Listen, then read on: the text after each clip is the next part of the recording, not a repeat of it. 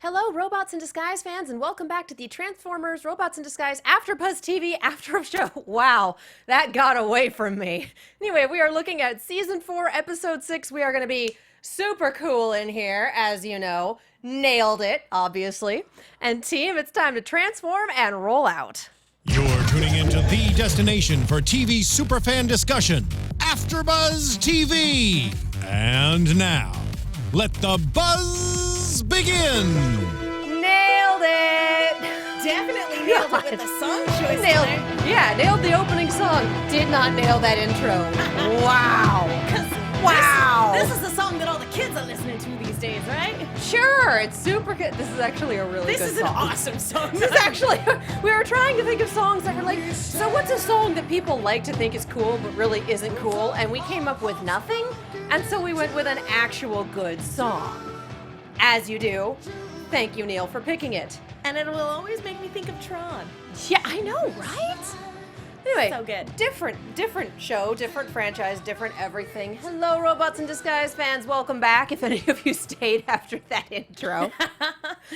We are looking at Season 4, Episode 6, Be Cool. And I definitely had a moment coming here of, what's the episode title? I can't remember the episode title. Oh, yeah. You'd think I'd remember the pun.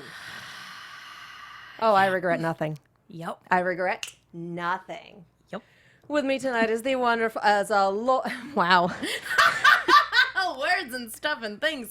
Hi, guys. I'm Megan Salinas. You can tweet at me at the Menguin. That's TheMenguin. Lord Megantron is in the house. Thank you. Our wrecker is out with a bad case of toxin poisoning. You can tweet her your well wishes at atorres890. And I am Katie Kia Prime Cullen. You can find me on the social medias at Kiaxet. That is Kiaxet. We have the hashtag ABTVRID. We have the live chat, and a few of you are having a ton of fun in there, which, heck yeah, welcome to the fold. If you have something fun to say, if you have questions, comments, fun photoshops, we adore those. Throw them in the hashtag, throw them in the live chat. You may well get a shout out. I finally made it through the introduction. Woo-hoo! Yay! Yay! We made it! Wow. How you doing there? Ooh, it's gonna be a long haul tonight, guys. Trying to be cool is difficult. It's especially so when hard. you're not. There's nothing more uncomfortable than trying to be cool. It is the worst thing. Although, and I'm gonna hate myself for this, it's funny that for the episode named Be Cool, the moral is be yourself. I hate it. I hate it. I hate myself so much.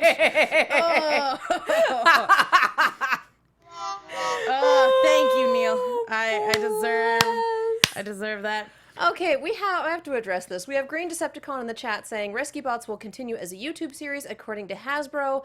I really need the link to the press release or the announcement or the article or the whatever. Like, I need actual honest-to-goodness confirmation from Hasbro. Please do me a favor and throw that in the hashtag on Twitter, ABTVRID, because that's going to be a lot easier to chase down than something from the live chat, because the live chat is beautiful but impermanent. But we can check the hashtag all week long. Please and do.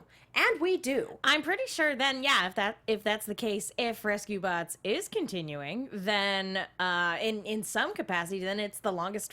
It's already kind of the longest. It is already the longest running Transformers series. They have officially outstripped the original. Yeah, wow. That's no easy feat. Well done. No, it isn't. But so yeah, do the thing, win the stuff. There is no stuff to win. That's just what I say. I really need to know this, you guys, but I really need confirmation because I really don't want to announce anything that isn't true. Oh goodness, no. Not even in news and gossip. No. No. But this episode, there's I hate to sound like a broken record, but there's a Simpsons episode where a particular line basically sums up this entire episode, which is Abraham Simpson, Homer Simpson's father, saying, "I used to be with it, but then they changed what it was. Now with what I'm with isn't it, and what's it now seems weird and scary to me. It'll happen to you." All I can think of is, am I no longer cool? No, it's the children who are wrong. The children are out of touch. The children who are out of touch, that's right. There's a Simpsons reference for everything, you There guys. really is. But yeah, just this episode, it's like, it's so easy to forget that B is a speedster, and then you get episodes like this, and it's like, ugh. He's a speedster. Well, there's nothing wrong with speedsters, but we have 3 of them. It's just like, guys. Well, and there's a lot to unpack here on both a story level and kind of a meta level too, because B is in that weird in between stage where he's not the world weary veteran warrior that Optimus Prime is. I mean, but he's still absolutely a vet. He's seen some stuff. He's done some stuff. He killed Megatron that one time. That was a thing. Yes, he did. That was a thing that happened. But he's still young and optimistic enough to still want to be one of the guys. So there's that. And again, he's in that weird, like, in between. I wouldn't even, I know we call him a teenager babysitting a lot of the time. I would categorize him more as somebody in his college student. I don't even know about that. I would say 20s. Somebody who's probably getting a little too old to be acting like this, but it's still completely understandable why he is. But then on a meta level too, I mean, even though Transformers is a huge property, and has been for quite some time, it's very much a product of the 80s. Oh, absolutely. So there's definitely a lot of like, well, that was a thing that used to be cool, but like, I don't know, guys. Brobots. Oh my God. I have to wonder if that was ever said in the 80s. I have no idea. I don't think so. Like in the 80s series, not just... I don't know. I feel like a lot of things were said in the 80s series. That were a little... So many things. So many things occurred in that series, and a lot of them were just like, okay, but why? But why though? Like, it makes sense in the context of an 80s cartoon, because there are a lot of things that make sense in the context of an 80s cartoon, like most of the content of the current Michael Bay movies. But in current context, it's like, oh, I thought wait, you said what? this was a safe space. Well, this is a terrible joke kind of podcast. Well, we went there. DBZ King in chat said Sam Witwicky would think B is cool. And Mr. It's Noah... got a little disco ball so that the light reflects off the disco ball, and it's fun. And Mr. Noah the Joker says this is just B's midlife crisis episode. Which, It kind you're of is. absolutely right. It really super is. There's this image of, I want to say it's Christopher Walken, and I could not for the life of me tell you what show it's from. But he's standing in the hallway of a high school wearing a red hoodie and a baseball cap turned backwards with a skateboard over his shoulder going, hello, fellow teenagers, what's happening? Or something like that. What is that? I don't know, but Tumblr loves it. This sounds amazing. To go back to like the Simpsons quote, this whole episode could also be summed up with the line, "What happened to you, China? You used to be cool." Hey, China's still cool. You pay later. Like, it's fine. See, and just all of my notes for the bulk of this episode, and I should take a photo of the whiteboard and tweet it out afterwards, are being ... cool? Question mark. B why? B you are an adult. Thank you, Drift. Yeah. Like, those are my notes for most of this episode, because a lot of it, watching it last night, watching it today, watched it twice, and both times it was just like, I work at a high school surrounded by 1,200 students day in and day out for 9-10 months out of the year. I have never seen any of them get as embarrassingly bro-y as Sideswipe and Blurr do in this episode. Like, I've seen the secret handshakes, and I've seen the kind of bumping into each other, and I've seen the boys being boys, like, whatever, cool. It doesn't go to this extreme. But they're like, so honest to precious. God teenagers, and it's just kind of like, okay. And luckily no one at my work tries to hang out with teenagers in the way that B is I'm doing still the cool. thing. No. Yeah. Oh, no. As some Don't wise do bots that. put it in this episode, you can't be an authority figure and a friend. It just doesn't work that way. It's like, you need to know when to be a leader. And I'm like, I would trust the single dad with 2 adopted kids on this Yeah. one. Like, he I really would. Probably knows what he's talking about. Then again, Drift comes from the other school of thought where he kind of had no idea how to be a friend. Just like, he doesn't appreciate us. Oh, he learned though. He did. They Again, all learned, and there's- it was great. Again, as he points out, there's a time to be a friend and a time to not be very friendly and to be a pillar of leadership. And you can't do that if you're trying to be broy all the time, especially true. in cases when you shouldn't be trying to be broy. And even Strong Arm just being like, Well, first of all, when Strong Arm is calling you out on not being cool, you're cool in your own individual, unique way. Your old school way. You're not show-offy. You're not. It's like, I'm trying to make you feel better, but not actually directly answering your question. It's so funny, too, because if he had asked her that same question at the very beginning of the series, she would have been like, of course, sir, you're everything I want to be. You're a war hero. You are the star of the police force. What's cooler than that? But now that she's been there for quite some time. Familiarity and contempt. Cool? That's a word.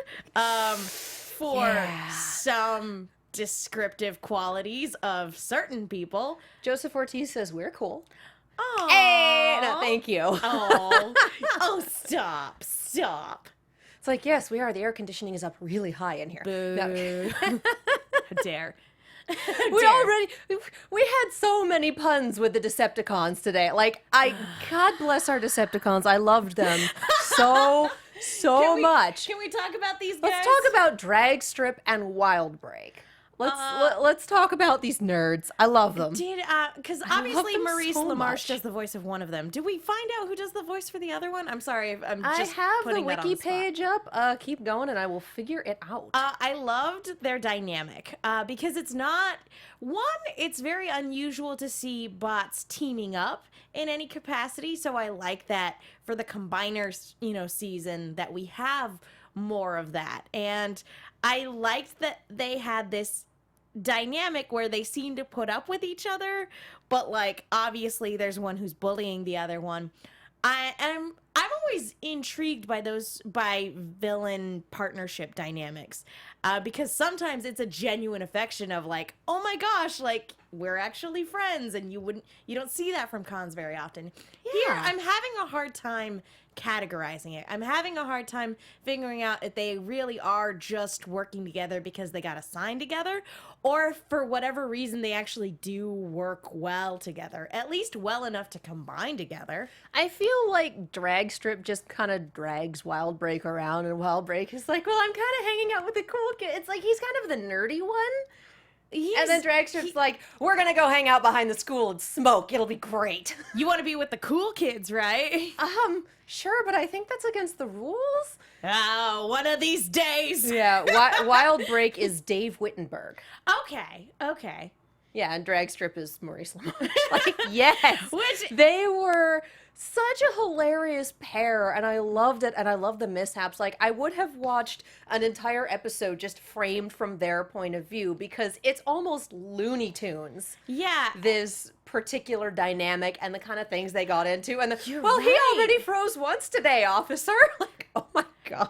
I was so I surprised. love you all. I was so surprised at how sassy he was. Like, They were both great. talking about like rescue bots comparisons. For one, it's always nice to hear Maurice LaMarche in anything. Absolutely. Two, again, taking cast members. But yeah, this dynamic, you're right, it was very Looney Tunes-esque, and it was this really I think one of my favorite things about rescue bots was when Blades started getting sassy. Yes. And I kind of see that in this guy too. It's like he's the Decepticon version of Blades, where he's just this very nervous disposition, but every now and then he'll say something that makes you do a double take, and you're like, Wow. did you just say that? Give it, like, allow him to make some pop culture references, and he's basically Decepticon Blades.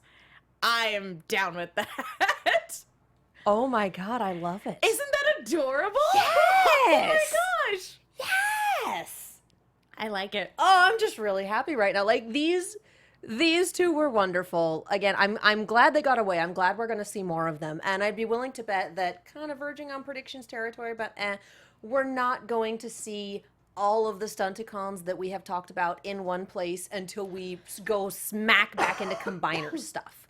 Yeah, I think Like, that's we will fair. see them all together when we have a knockdown drag out with combiners. Yeah, I feel but- like that's probably the case. But I like that we've spent some time introducing them. Yeah, me too. And I hope that, again, like I said, I like those unique villain dynamics, and this is one that we haven't quite seen yet, because, you know, I feel like the closest we come, like, one person is completely browbeaten by the other person, and I don't necessarily see that here. I see it coming close to that, but not quite.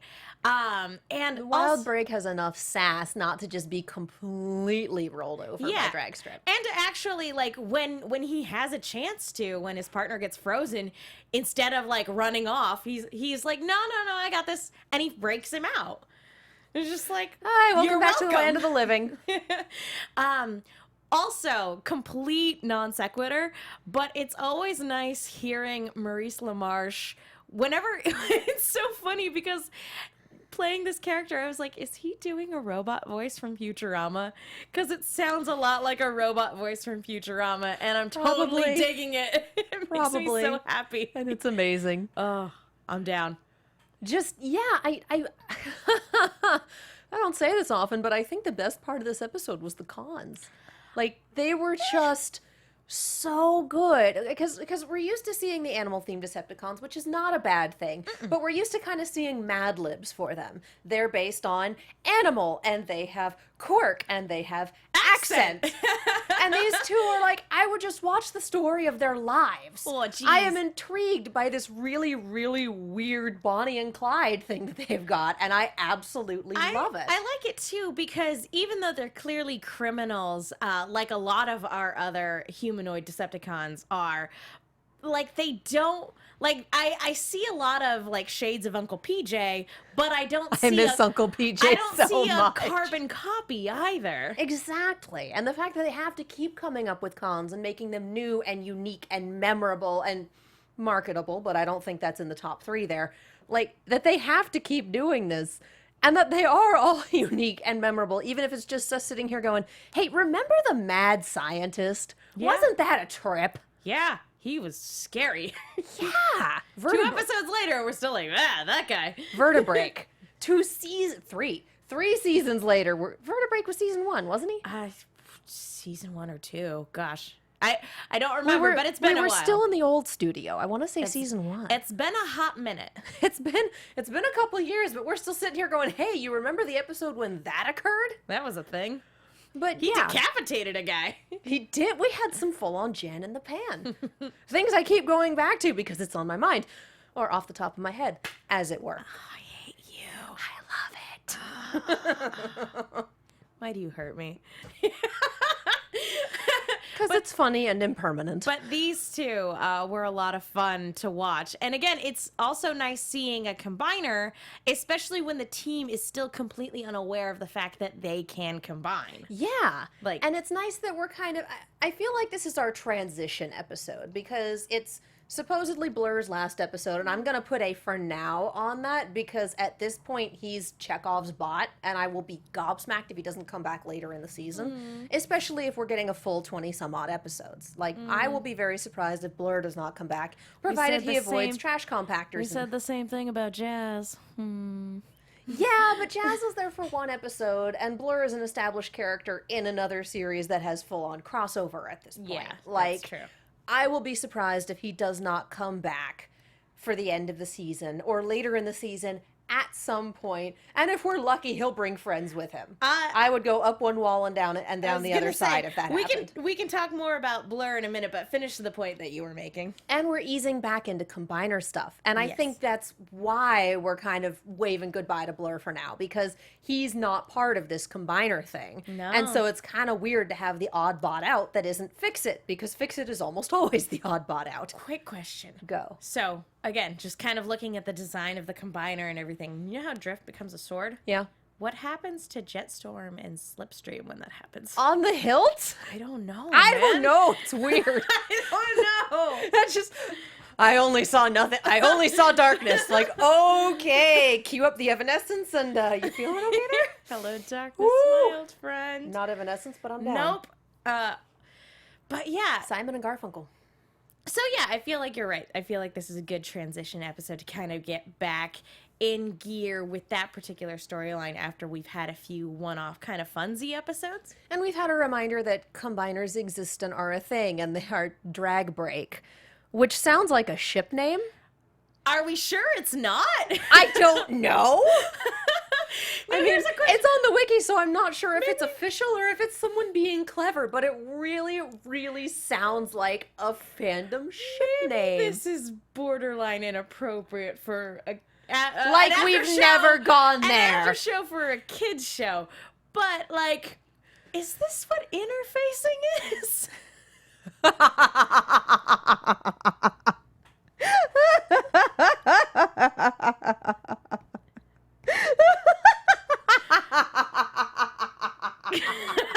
Oh my god. Because I mean, if we look And we go full Steven Universe. If we went, All right. If That's we look Thursday. at Steven Universe, there's a clear parallel with fusions in that particular But you were show. making fusion dance jokes when we saw this last night.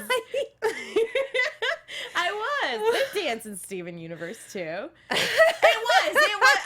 definitely was. When they were getting ready to drive at each other, I was definitely going fusion. Ha! I don't know if the kids will get that one either. Like. Oh my god. Are you all right? No. I'm done. Good night, everybody. That joke might be lost on anybody who hasn't seen Prime, so you go watch Prime and have fun with Well, it. if you haven't seen Prime, why not? Go do it. It is 3 seasons and a movie on Netflix, and it is one of my favorite cartoons ever. Like, top 5. And I grew up in the 90s when almost every cartoon was good. I know I've said this before, but it's one of my favorite shows ever. Like, not just cartoons, just straight up good television. Yes. Yes.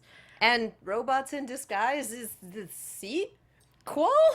So why? Again, go if you haven't done it, go back and watch it. All right, Either way, Spencer sorry to derail the conversation. Oh no, that was beautiful. Spencer Harris in chat says Drag Break was in the credits. Okay. Okay, that makes sense. Still sounds like a ship name, but I'm down. I mean, I kind of do. I kind of ship it. They're a funny odd couple. Why not? Yeah, no, I'm down. I'm down, and I mean they're interfacing. So. I will say. Wow, that... Megan. Sorry. I will say It's amazing, no. I will say that it is borderline uncomfortable though, because occasionally, like, you know, with the shoving and things like that, it's like that could be very like this could be a problematic partnership. But I mean, as long as you acknowledge that. Yeah. But like I said, I'm intrigued by the dynamic. And the fusion dance. I'm sorry. Can we talk about Blurr? Let's talk about Blurr. Go. Give me a minute to compose myself. What I really liked about this episode is we looked at the title and we initially kind of thought, oh no, like I don't need to see the same storyline that we had when Blurr was initially introduced. Well, yeah, and the done over summary and over and over again. The summary on the Cartoon Network app was something B trying to impress Blurr and Sideswipe, and it's like, oh god, here we go. I like and that. It was better than that. Yeah, because you look at the summary and you're like, oh man, because Sideswipe and Blurr are both arrogant bots. But in this episode, you really do see it as they are like the children or the teenagers in this scenario. And B isn't necessarily trying to be like, oh, I need to impress Senpai, because that's not what it is. That's what we read it as, because that's what the interesting phrasing on the app had the summary Which, as. again, doesn't really make a whole lot of sense since Blurr is the younger one and also more inexperienced. He's their intern, basically. Yeah. And so I really appreciated that it was less of like, oh, like, notice me, Senpai, I'm trying to be cool, and more of like a, I still got it. Like, because that's a very, maybe it's I'm a cool mom. Maybe it's just because I'm in my late 20s, but I'm like, that's a very natural thing to feel when you're in that sort of scenario where you have to be the authority figure and you're like, I used to be with it. I'm totally still with it, right? I see teenagers often enough that I don't really feel the need But I've also figured out that I can impress them by telling them that I saw the first Pokemon movie in theaters. They're like, what? I'm like, yeah. Gather around, children. Let me tell you the tale. Old school anime, gentlemen. Old school anime. You know a lot of nerds. Just saying that's not something that every adult would brag about. No, but when they want to watch it during club time, it comes makes up in sense. conversation. It was their decision. But I like that too, that like again, Blurr and Sideswipe in this episode, like their rivalry has turned into camaraderie. It's turned into a Tom Sawyer thing. A little Just bit. making him do all my chores. It's great, including like fence repair. If he was Which is when we painting go the fence. full Tom I was gonna Sawyer. say if he had tricked him into painting the fence as well, then that would have been full Tom Sawyer. But I do love that we do have that Rescue Bots call out. Several, actually. The interference that Fix-It's getting is talking about Lusky hair tonic. Which Mayor Lusky in Rescue Bots has a toupee. I'm still waiting for Jeff Bennett, reporter guy. Yes. Whose name escapes me. Dang it. I forget now too, but he's Jeff It's Bennett, just reporter. Jeff Bennett. Jeff Bennett, comma, reporter guy. I think the reason why we had such a hard time remembering his actual name is because for the first 2 seasons, we were going, "Hi, Prowl," anytime he appeared on screen. Well, that's your fault. Sorry. I have my favorites, and things don't end well for my favorites in animated, apparently. I had a point and it went away. I don't know. But Rescue Bots. Rescue Bots. And watching Blurr just put a fire out right away. Like, oh, here's the means, here's the end. Go. Beautiful. That was a really great, and it was a small, subtle thing too, where, and it's not like everybody else was fumbling over each other, like when he was first introduced and, made that rescue, and where literally everybody is like tripping over each other and having rocks fall on them to prevent them from actually participating in a rescue. Rocks fell, but nobody died. Yeah. This is a genuine moment of, this is a trained professional, and this is now his area of expertise. And, like, it was really cool to see him jump in on a scenario that, like, they're not necessarily the best equipped to handle, because they're a lot better at fighting Decepticons than they are at putting out fires and fixing disasters. They put out metaphorical fires, Yeah. not literal ones. Literal fires, like, again, occasionally cause some literal fires. So I really appreciated that moment, and I feel like it's something that they would have done had any member of the Rescue Bots team been there. So I thought that was a really nice touch.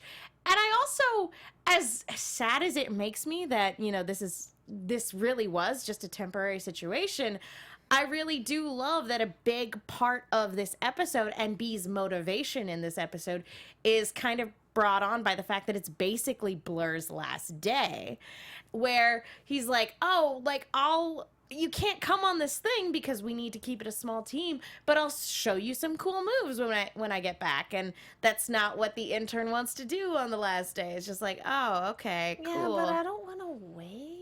Specifically, like, honestly, him telling Blurr to do anything, like, Blurr would have done it. But Sideswipe's there to be like, that's not a cool thing to, like, do on your last day, so we're just gonna go if that's cool. We're gonna go someplace cooler than We're just this. gonna bounce. I hope that's okay. He sounds way I less love that annoying we've than both gone stereotypical teenage girl. Not like actual teenage girl, stereotypical teenage girl. Huxley Prescott. That was it! Thank you, Kiki Elmer. Like, Thank you, providing the answers. We appreciate it. Prowl reporter, yes. Yes. But so I really like that too, that like Bee's motivated not only because he wants to be one of the guys in this scenario, but he also feels like by kind of depriving Blurr of an exciting last day, that he's somehow been put into like the bad guy. He's the bad guy in this scenario. I want him to think I'm cool, though. Yeah, exactly. And Blurr, it's just the whole, we should do a sweep. Oh, that's boring. I have a cooler thing. And Blurr, who is also a speedster, is kind of sitting there going, okay. And then afterwards, a sweep was the right idea. Like, Yep. come on.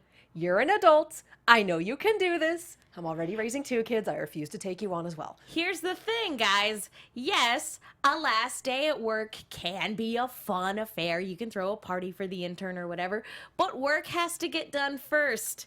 Get the job done, and then throw a party. That's how that works. Exactly. A party with a whole bunch of weapons, evidently.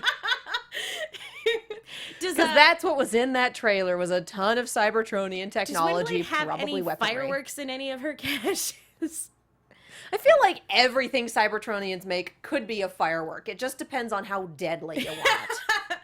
Let's be real. Although, again, kind of looking at this sort of cache situation, there's still no Decepticon hunter for B. He's still very much down a weapon, and they basically bring up in this episode that they don't have the tools to make a new one. Well, they haven't had the time to go through what was in the cache, because Dragstrip and Wildbreak didn't have the opportunity to take it with them. They just threw it all in the wagon and then didn't bring the wagon because they had to split.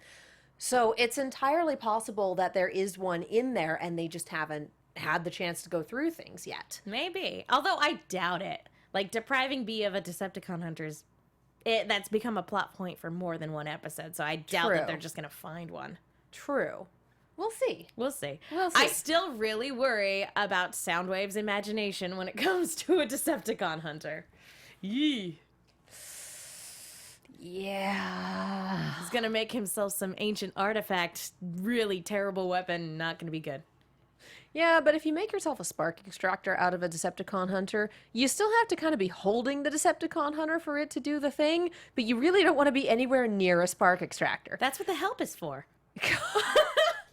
Oh, God.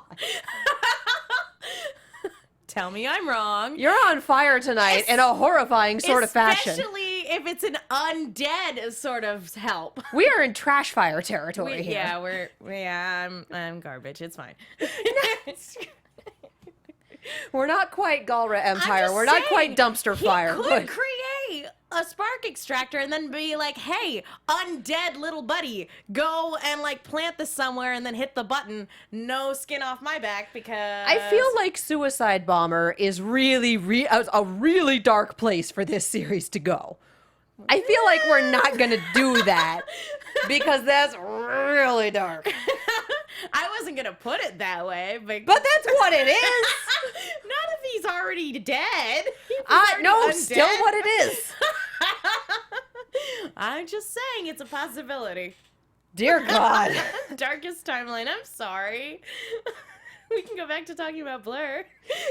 Wow, that is the super grimdark AU that I'm pretty sure I didn't want in my life because we have that on the big screen. Nobody needs that.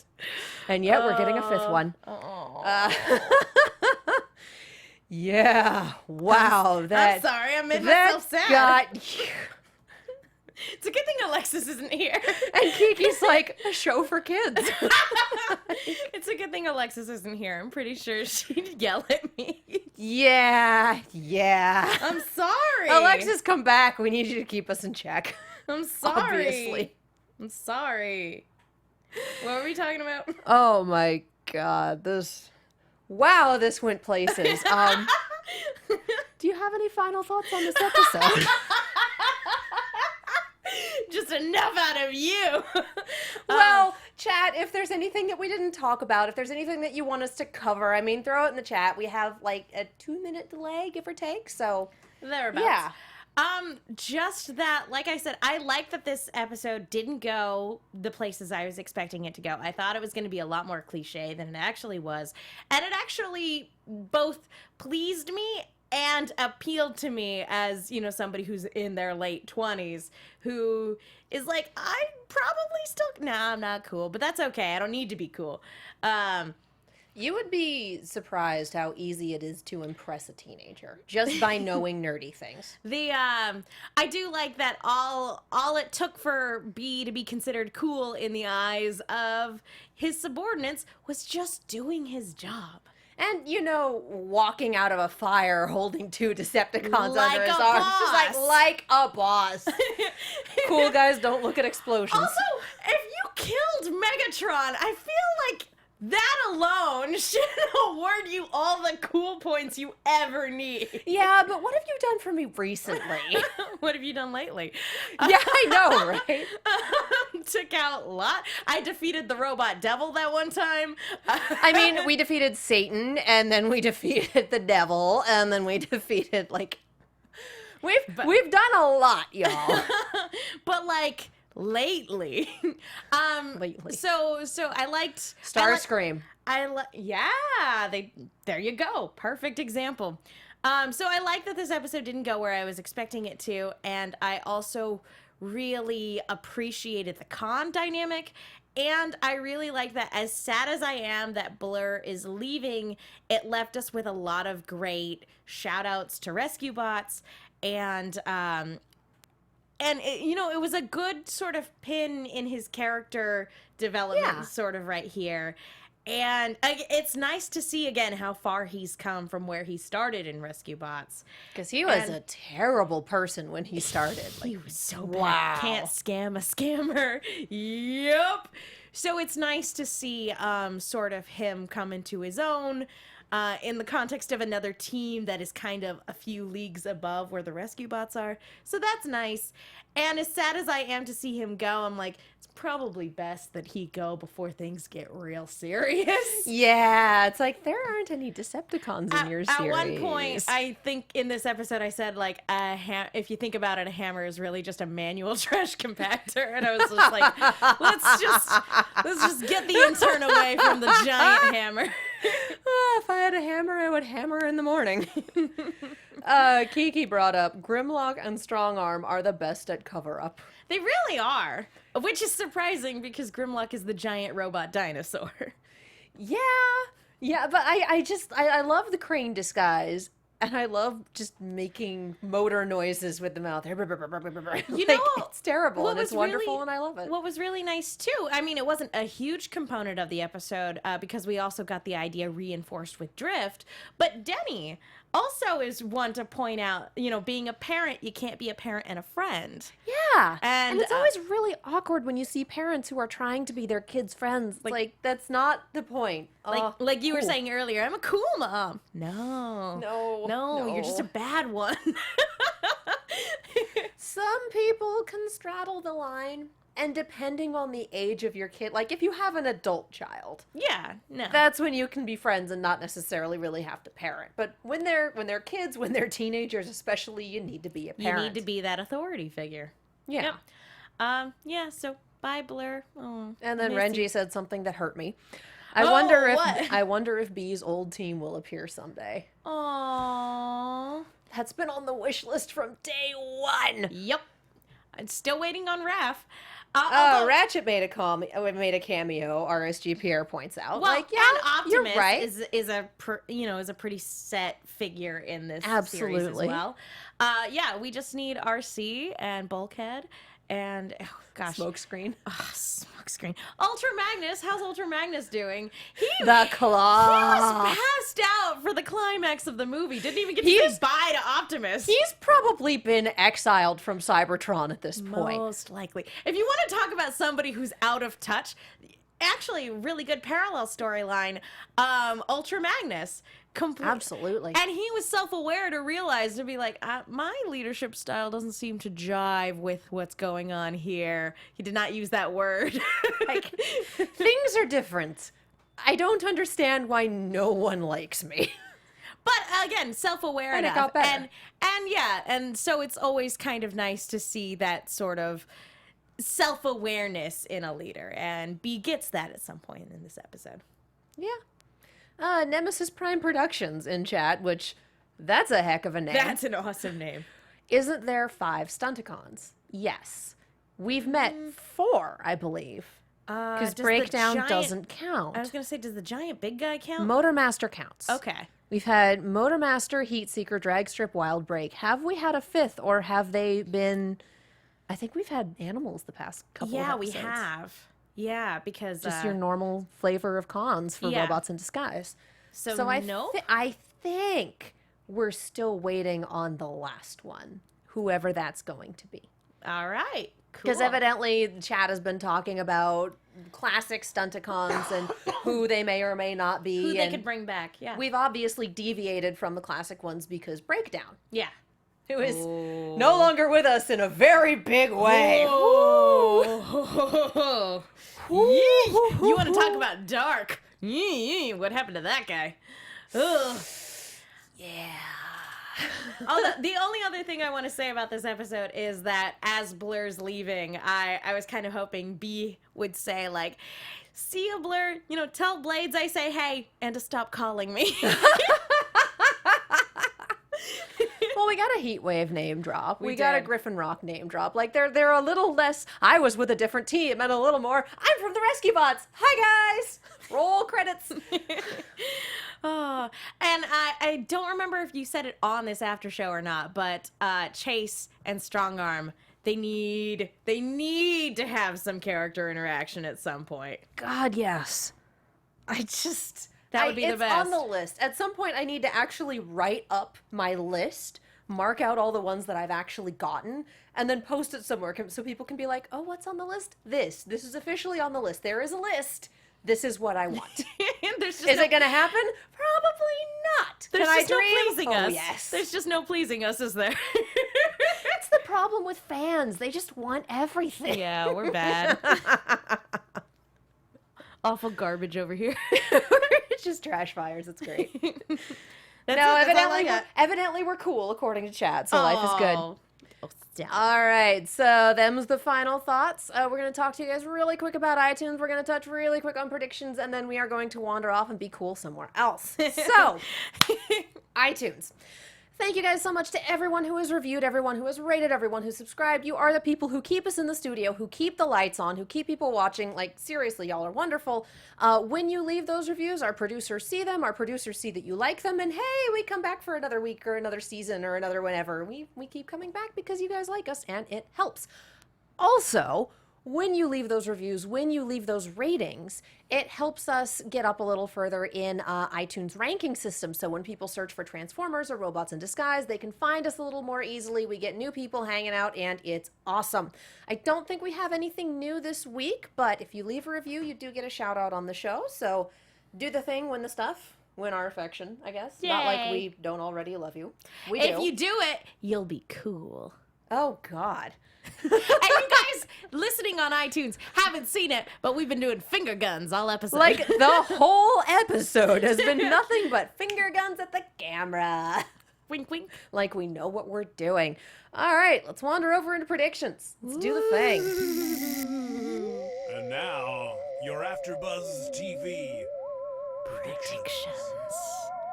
We've got a fair few. Bleh. Hey, I am good at life. We've got a fair few people in chat saying that our 5th Stunticon is Slashmark. Oh, that name doesn't ring a bell for me. I'm pretty sure I used that when I proofread. With a red pen, specifically. I actually used to proofread in hot pink. Really? Yeah. Oh. I was a TA at one point when I was in middle school, so I definitely just used the regular red pen. Neither here nor there. Yeah, but I Point guess being, that's who we have. If that's the case, okay, so talking about combiner stuff, B's team still has no idea that they have that capability. They did it by accident that one time, but again, I don't think anybody was aware of what happened or how they did it. They all had a weird, somewhat out-of-body experience, except for Drift, who went straight into the abyss. He went straight into the void. Yes. But And the void looked back. But our 2 Decepticons in this episode, it's a deliberate thing that they're clearly very practiced in. And it's one of those things where it's like, okay, we can do the thing. How do we do the thing? It's like when you get the ancient artifact that, can stop the bad guy. You're like, how do I activate it? What do I do? What do I do? What button do I press? Is there an instruction manual? What am I doing? Oh, God. That's why I was making fusion, Yeah. dance jokes. I don't know if they're going to have to do something similar or if they just run at each other really fast. I can see that ending They're just like, so I think we all poorly. just have to run at each other. And then they all just smack into each other, and that'd be really funny. If, like, part of me is like, if that happens, and the other part of me is like, when that inevitably happens, I need the gift set because that's a summary of my life. Yep. This'll work. Oh God. Boom. That being said, overarching stuff, I still feel like our Stunticons are just kind of the initial bad guys that we have to overcome before Soundwave. And we also still have this thread of gathering Cybertronian technology. We have Soundwave out in the ether doing goodness knows what with these unfamiliar mini-cons That who may or may not be Dark possessed Energon or possessed. zombies or God knows what else. Like, again, we Or just can't... coerced. Yeah. We can't go too horrifyingly dark with this series because age bracket and tone. I mean, we got Robot Satan, but we still can't go too horrifyingly dark because that was very different from going into the core of the planet and having to subdue the devil. Sorry. That, a Didn't little mean to go different. dark. A little different.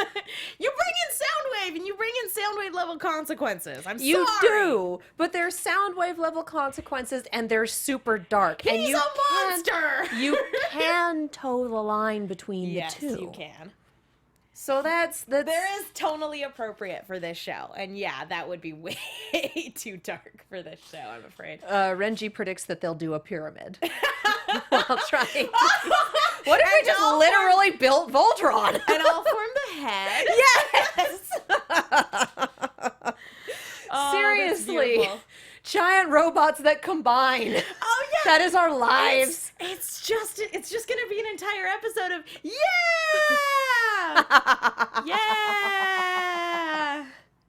Yeah. There's no way we won't be making Voltron jokes in this one, you guys. It's inevitable. We've done 2 seasons of Voltron and 3 seasons of this show. We can't not. It's Exactly. giant multicolored robots combining. This is our wheelhouse. Yep. This is where we live. It is literally one of my favorite things to talk about. All right. Well, I think we've kind of hit up everything predictions-wise, interspersed throughout the episode and also right now. Also, come back, Blurr. And also, chat is currently talking about the DCEU, so I think they're done as well. Okay, cool. Like, Wonder Woman got good reviews. Good. Gonna go see that this weekend. Can't wait. Can't wait. Can't wait for this weekend's episode, too. Me too. Of this. Yeah. Like, Yeah, it's sign gonna me be up. Fun. And for the people saying it's on the app, we know we're waiting. Yep. We're those human beings. All right. Thank you guys so much for watching.